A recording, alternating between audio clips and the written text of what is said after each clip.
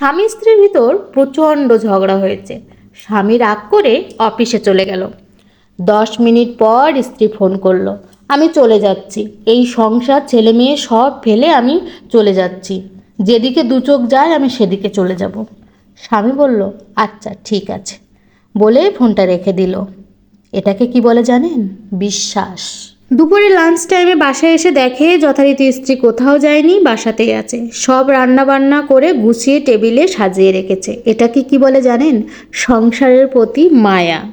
তারপর দুজনে দুই রুমে মুড অফ করে বসে আছে। কারোর মুখে কোনো কথা নেই, কেউ কাউকে খেতে ডাকছে না, নিজেরাও নিয়ে খাচ্ছে না, চুপচাপ বসে আছে। এটাকে কি বলে জানেন? এটাকে বলে একে অপরের প্রতি অভিমান। বিকেলে স্ত্রী তার বাচ্চাকে নিয়ে কোচিংয়ে চলে গেল। এটাকে কি বলে জানেন?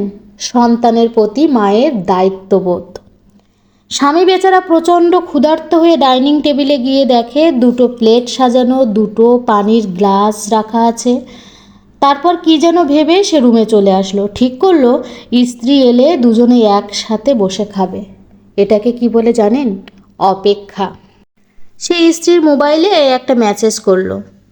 তাতে লিখলো, তুমি যে কারণে যেতে পারোনি আমি সেই কারণে খেতে পারিনি। এটাকে কি বলে জানেন? এটাকে বলে ভালোবাসা।